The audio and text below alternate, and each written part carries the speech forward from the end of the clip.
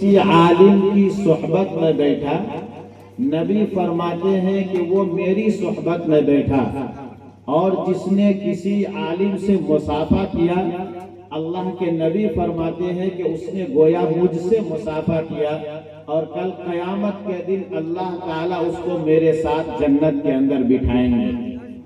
इसलिए मेरे बुजुर्गों, नबी पाक सल्लल्लाहु अलैहि वसल्लम की यह हदीस मुबारका मुझे और आपको इस बात का पैगाम देती है कि हाफिज कुरान की, आलिम कुरान की, आलिम दीन की कद्र कीजिए, उनसे मोहब्बत कीजिए, उनको अज़मत की निगाह से देखिए, उनके साथ नरमी के साथ गुफ्तगू कीजिए। अगर आप ये रवैया अपनाते हैं अपने इमामों के साथ, अपने मोहल्ले के उलमा के साथ, अपने मोहल्ले के हुफ्फाज़ किराम के साथ, या कायनात के बंदर बसने वाला कोई भी आलिम दीन हो, आप उससे मोहब्बत करते हैं तो गोया आप अल्लाह के नबी जनाब मुहम्मदुर रसूलुल्लाह सल्लल्लाहु अलैहि वसल्लम से मोहब्बत करते हैं। करेंगे ना इंशाअल्लाह। अल्लाह अमल की तौफीक अता फरमाए। सुनिए, उलमा ने किताबों में लिखा है कि इंसान कोई भी बात सुने, दीन का कोई पैगाम उस तक पहुंचे तो अमल की नीयत से सुने। हदीस पाक के अंदर फरमाया गया, नियतुल मुमिनी खैरुम मिन अमली, मोमिन का नियत कर लेना उसके अमल से भी बेहतर है। इसलिए मेरे बुजुर्गों, आप इस मजलिस में बैठे हैं तो इस नियत के साथ बैठे कि जो बात कही जाएगी इंशाअल्लाह उस पर अमल करेंगे। बोलिए इंशाअल्लाह, इंशाअल्लाह। सुनिए, एक सहाबी हैं, जब अल्लाह के नबी जनाब मुहम्मदुर रसूलुल्लाह सल्लल्लाहु अलैहि वसल्लम हिजरत फरमाकर मदीने मुनव्वरा चले गए, ये सहाबी बूढ़े हैं, इनके पास पैसा नहीं है और इनके पास कोई सवारी भी नहीं है कि ये सवारी पर सवार होकर या पैसे के जरिए सवारी खरीद कर मदीने मुनव्वरा जा सकें। इनके जवान बेटे थे, इन्होंने अपने जवान बेटों को बुलाया और बेटों से कहा कि ऐ मेरे नौजवानों, मैंने तुम्हें पाला पोसा है, जवान किया है, मेरे घुटने के अंदर दम नहीं है कि मैं सफर करके मदीने मुनव्वरा जा सकूं। मेरे पास इतना पैसा भी नहीं है कि मैं सवारी का इंतजाम करके मदीना अपने महबूब जनाब मुहम्मदुर रसूलुल्लाह सल्लल्लाहु अलैहि वसल्लम से जाकर के मिल सकूं।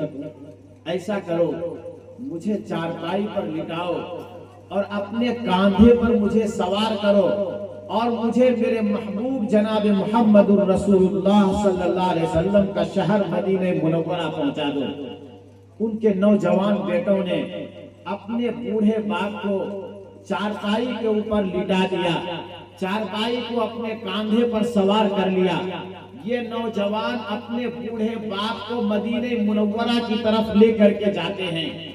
एक जगह है जिसका नाम है तनईम, मकाम तनईम, जो मक्का मुअज़्ज़मा के इहाते ही के अंदर है। हरम शरीफ से 5 से 6 किलोमीटर की दूरी पर है। वही एक मस्जिद है, मस्जिद आयशा, ये हुदूद हरम से बाहर है। अगर कोई मक्के के अंदर रह करके दोबारा उम्रा करना चाहे तो उसके लिए जरूरी है कि हुदूद हरम से बाहर जाए। अक्सर लोग मकाम तनईम में मस्जिद आयशा से दोबारा इहराम बांध करके फिर आकर के उम्रा करते हैं। इमाम साहब ने मसाइल किताबों के अंदर पढ़ा है। इनके जवान बेटों ने अपने बाप को लिटाया चारपाई पर, कांधों पर सवार करके अपने बाप को मदीने मुनव्वरा की तरफ लेकर के चल रहे हैं। ये मकाम तनईम में पहुंचे हैं, 5 से 6 किलोमीटर की मसाफत तय की है। वक्त अजल आ गया, मौत का फरिश्ता आ गया। अल्लाह रब्बुल इज्जत ने उस बूढ़े बाप की रूह को उसी चारपाई के ऊपर से फरिश्तों के जरिए से कब्ज करवा दिया। یہ بوڑھا دنیا سے رخصت ہو جاتا ہے، لیکن اس کے دل کے اندر ایک تڑپ تھی کہ مجھے میرے محبوب جناب محمد رسول اللہ صلی اللہ علیہ وسلم سے جا کر کے مدینہ منورہ کے اندر ملاقات کرنی ہے، لیکن نہیں جا سکے۔ راستے ہی کے اندر وفات ہو گئی۔ یہ خبر مکے کے اندر پہنچتی ہے تو کفار مکہ کے دلوں کے اندر کھلبلی مچ جاتی ہے کہ دیکھو جس مقصد سے نکلا تھا مقصد پورا نہیں ہوا۔ اور ادھر یہ خبر مدینہ منورہ میں پہنچتی ہے تو مدینے کے اندر جو منافقین تھے، جو بظاہر داڑھی اور ٹوپی رکھتے تھے اور لباس پہن کر مسجد نبوی میں آ کر اللہ کے نبی صلی اللہ علیہ وسلم کے ساتھ نماز ادا کرتے تھے، لیکن ان کے سینے کے اندر ایمان نہیں تھا، ان لوگوں نے مذاق بنانا شروع کیا کہ دیکھو اس کی نیت ٹھیک نہیں ہوگی، اسی لیے اللہ تبارک و تعالیٰ نے اس کو راستے ہی کے اندر موت دے دی۔ اللہ رب العزت کی رحمت جوش میں آئی اور اللہ تبارک و تعالیٰ نے جبرائیل امین کو پیغام دے کر کے بھیجا کہ جاؤ میرے محبوب جناب محمد رسول اللہ صلی اللہ علیہ وسلم کو یہ پیغام پہنچا دو۔ وَمَن يَخْرُجْ مِن بَيْتِهِ مُهَاجِرًا رَسُولِهِ ثُمَّ يُدْرِكْهُ الْمَوْتُ فَقَدْ وَقَعَ أَجْرُهُ عَلَى اللَّهِ کہ جو شخص ہجرت کے ارادے سے اللہ کے رسول صلی اللہ علیہ وسلم سے ملنے کے ارادے سے اپنے گھر سے نکلا، راستے ہی کے اندر موت آ گئی، اللہ تبارک و تعالیٰ نے پیغام سنا دیا کہ اللہ نے اس کو ہجرت کا ثواب عطا فرما دیا، یہ شخص جنتی ہے۔ اب دیکھیے یہ صحابی ہیں، ہجرت کے ارادے سے نکلے، نبی سے ملاقات کے غرض سے نکلے، لیکن عمل نہیں کر سکے، نیت تھی، راستے ہی کے اندر موت آ گئی، اللہ تبارک و تعالیٰ نے اس عمل کا ثواب ان کے نام اعمال کے اندر لکھ دیا۔ اس لیے میرے بزرگوں، میرے نوجوان ساتھیوں، میرے پڑھے لکھے دوستوں، آپ عمل کی نیت سے سنیں، اگر عمل کی نیت سے سنیں گے اللہ عمل کی توفیق عطا فرمائے گا انشاءاللہ۔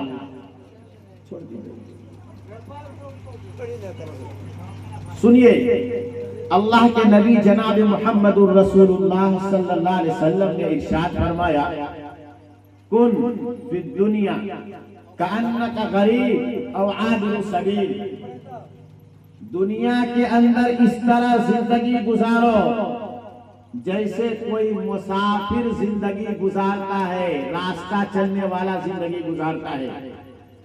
ہم اور آپ یہاں سے دلی جانا چاہیں، کیسی بھی ٹرین کا ٹکٹ بنوا لیں، کتنی بھی سہولیات میسر ہو ٹرین کے اندر، لیکن دل و دماغ کے اندر یہ شک ہے کہ یہ ہمارے لیے عارضی ہے، چند گھنٹے کے بعد ہمیں فلاں جگہ پہنچ جانا ہے۔ ہم اس کو اپنا مقصد نہیں بناتے، اپنا مسکن نہیں بناتے۔ اللہ کے نبی نے فرمایا دنیا میں اس طریقے سے زندگی گزارو جیسے کوئی مسافر ہوتا ہے کہ تھوڑا سا زیادہ سفر ہے اور اپنے منزل کی طرف رواں دواں ہے۔ میرے بزرگوں، ہماری اور آپ کی منزل یہ دنیا نہیں ہے، توجہ کے ساتھ سنیے، ہماری اور آپ کی منزل، ہمارا اور آپ کا مقصد، ہمارا اور آپ کا مطمح نظر اور ٹارگٹ یہ دنیا نہیں ہے، بلکہ ہم سب کے دادا جد امجد حضرت آدم علی نبینا علیہ السلام کو اللہ تبارک و تعالی نے پیدا فرمایا اور اللہ نے خطاب فرمایا یا آدم اسکن انت وزوجک الجنت وکلا منها رغدا حیث شئتما، اے آدم تم اور تمہاری بیوی جنت کے اندر رہو سہو، کھاؤ پیو عیش موج کرو، ولا تقربا هذه الشجر، البتہ یاد رکھنا اس درخت کے قریب نہ جانا۔ اللہ نے پابندی لگا دی، شیطان نے وسوسہ ڈالا، شیطان نے پھسلا دیا، قرآن کہتا ہے وَلَمْ نَجِدْ لَهُ عَزْمًا، حضرت آدم علیہ السلام نے گناہ کا ارادہ نہیں کیا، بلکہ ایک چوک ہو گئی، اس درخت کا پھل استعمال کر لیا، اس کے صدقے میں اللہ تبارک و تعالی نے اس دنیا کے اندر بھیج دیا۔ تو ہمارا اور آپ کا اصلی مقام جنت ہے، جہاں ہمارے جد امجد حضرت آدم علیہ السلام کو جو ٹھکانہ دیا گیا تھا جنت، وہ ہمارا اور آپ کا اصلی گھر ہے۔ اسی لیے علماء نے کتابوں میں لکھا ہے کہ انسان کی زندگی کے اندر 6 سفر ہیں۔ کتنے سفر؟ 6 سفر۔